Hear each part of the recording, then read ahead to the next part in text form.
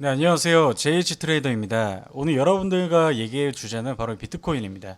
자, 비트코인에 대해서 여러분들이 정말 많이 들어보셨을 거고, 수많은 알트코인과 그리고 코인들이 정말 많은데, 거기서 대장주가 바로 이 비트코인이죠. 대장 코인이자 이 가장 핵심적인 요소인 비트코인을 모르고는 여러분들이 선물이든 현물이든 매매를 할 수가 없습니다. 그렇기 때문에 오늘 비트코인에 대해서 좀 어떻게 이게 나왔고, 그리고 앞으로 이 역사, 현재 진행 상황에 대해서 알고 여러분들이 나중에 상승 배경을 알게 되면 여러분들도 추후에 이런 이슈가 나왔을 때 비트코인이 다시 한번 강세가 나올 수 있겠구나를 짐작을 할 수 있겠죠. 그래서 이 부분이 상당히 중요합니다. 그리고 최근 들어서 이 비트코인과 나스닥이 동조화 현상을 보이고 있어요. 동조화되고 있다. 같은 방향으로 움직인다. 왜 그럴까? 이 부분에 대해서 제 해석도 올려드리고, 그래서 이 경제 지표와 상당히 밀접한 흐름으로 비트코인이 움직이고 있습니다. 그래서 개별적인 비트코인 이슈로도 그 코인 자체가 변동을 좀 보이기도 하지만, 현재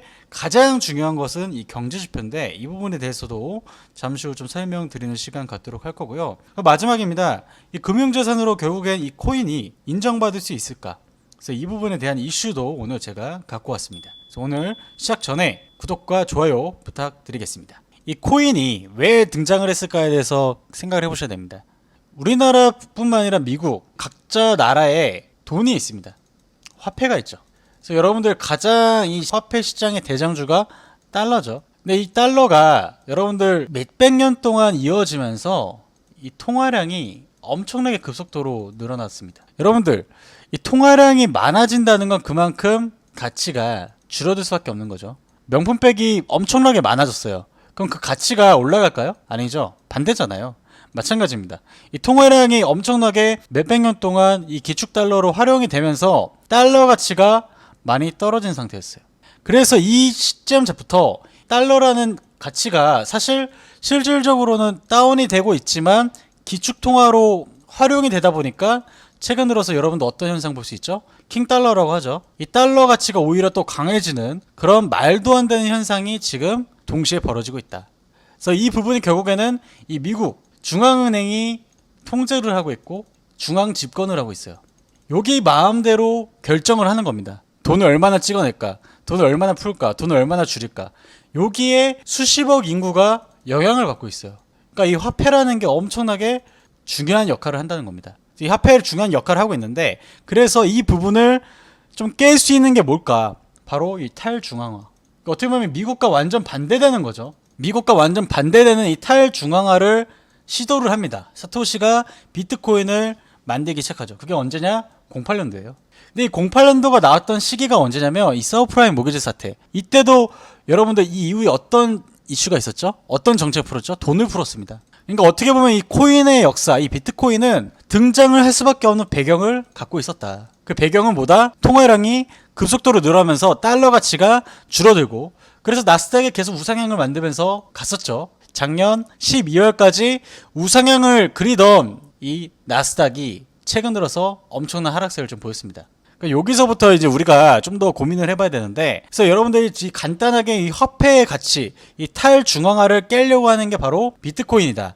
비트코인 시작은 언제? 08년도부터 진행이 됐다고 좀 보시면 되겠고요. 이 08년도부터 여러분들 이 추세가 어떻게 됐나요? 08년도 때는 그냥 움직임이 없었다가 본격적으로 시세가 움직여지는 시기가 언제부터냐면 18년도예요. 이 18년도에 이렇게 펌핑된 걸 보이시죠? 그럼 여기에 도대체 어떤 이슈가 있어서 이 펌핑이 됐을까? 이 부분에 대해서 여러분들이 좀 아실 필요가 있습니다. 일단 18년도, 20년도에 비트코인이 잠깐 대두되고 나서 반짝 올랐다가 여기 거의 뭐 2년 동안을 암흑 시기를 거쳤죠. 그러니까 비트코인이 이때 어떤 얘기를 들었냐면 이게 바로 예전에 이 네덜란드에서 꽃 아시죠? 꽃. 이 튤립과 비교되면서 펌핑이 살짝 되고 나서 하락을 좀 크게 보였다면서 2년 동안의 암흑기를 보내다가 다시 21년도 4월부터 여기가 4월 구간이에요. 기존의 고점을 돌파하면서 대시세가 나왔죠.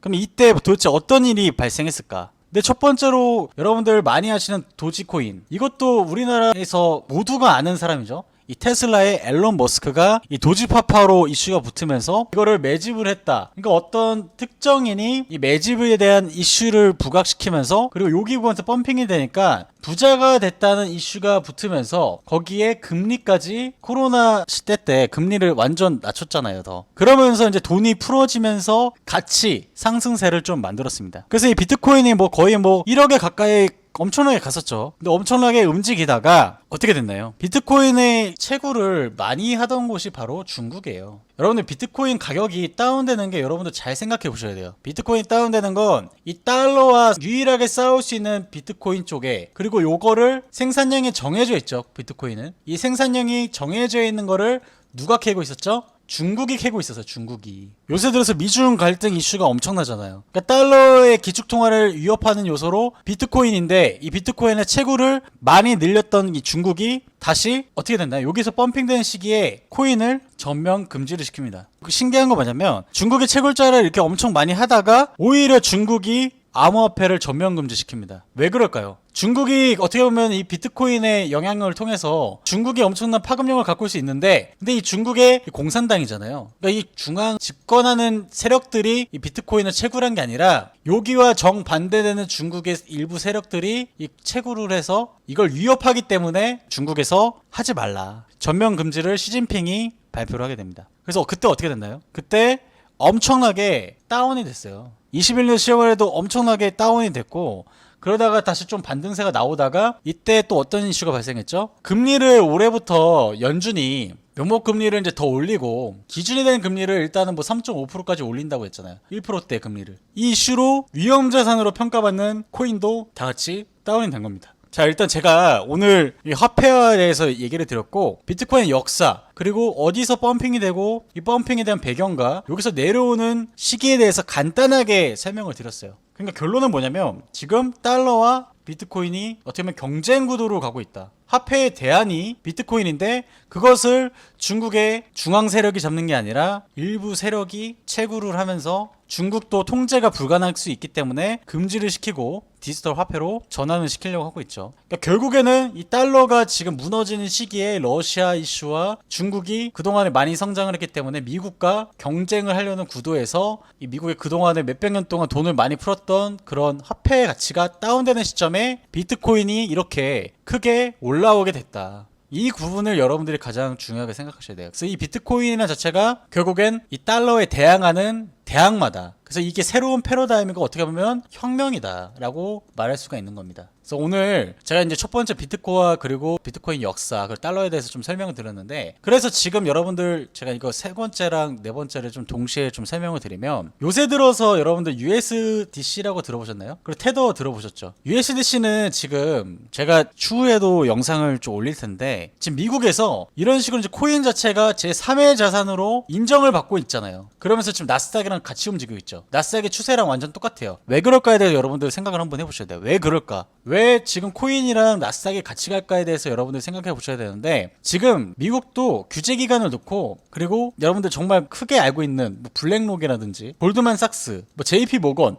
이런 굵직한 투자 회사에서 USDC를 통해서 지금 비트코인을 완전히 가져오려고 하고 있어요. 근데 가져오기 전에 비트코인의 이 양이 정해져 있잖아요. 그럼 결국에 비트코인 양이 정해져 있는 데에서 많이 차지하고 있는 쪽이 어떻게 보면 그 기축통화의 힘을, 만약에 이 달러에서 코인으로 넘어온다면 가장 큰 힘을 갖고 있을지, 분명히 코인에서 영향력이 클 겁니다. 코인에서 영향이 크는데 거기를 이 달러와 패깅을 시키면서 같이 진행을 하려고 하는 거예요. 그렇기 때문에 나스닥이랑 같이 움직이면서 이 경제 지표에 따라서 등락을 거듭하는 거죠. 그러니까 최근 들어서 이 코인 유튜버들이 지금 비트코인 관련해가지고 경제 지표 계속 하잖아요. 예전에 안 그랬어요. 여러분들 18년도, 19년도, 20년도 때 이때 달러는 얘기했지만 경제 지표랑 그리고 나스닥에 대해서 얘기했던 사람들은 없었어요. 근데 어느 순간부터 여기부터 얘기를 하기 시작하죠. 그만큼 지금 이제 위험 자산으로 확실히 인정을 받았고 제3의 자산으로 지금 미국이 준비를 하고 규제를 하고 있어요. 규제를 한다는 자체가 결국에는 이 중앙 집권에서 통제를 하겠다는 뜻이에요.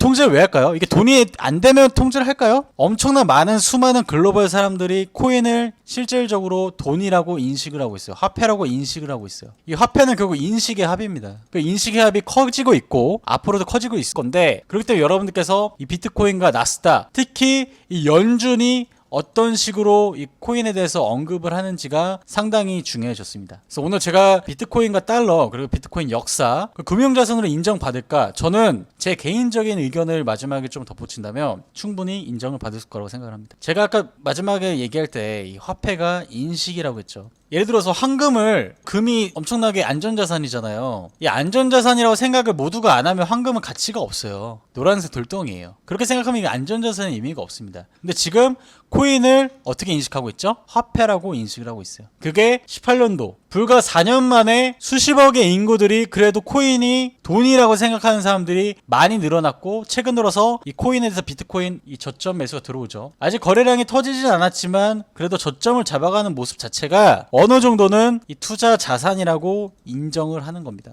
만약에 최근에 여러분들 루나 사태 보셨다시피, 만약에 이겠죠, 비트코인의 가치가 없으면 그냥 여기에서 계속 음봉 나오면서 0으로 수렴을 했을 거예요. 하지만 어느 정도 저점을 잡으면서 기술적 반등이 나오고 있는 시점을 봤을 때 이거는 충분히 어느 정도 많은 사람들이 투자 자산이라고 인정을 하고 있는 거예요. 단 인정하지 않은 나가 국가들만 인정 안 했을 뿐이지, 지금 거래소 만들어지고 있고, 오늘도 어떤 얘기 나왔나요? 금융투자협회에서 거래소를 만들겠다, 여기에 껴들겠다고 얘기하잖아요. 금융투자협회가 돈이 된다고 생각하고 자산이라고 생각을 하기 때문에 거래소를 여는 겁니다. 아시겠죠?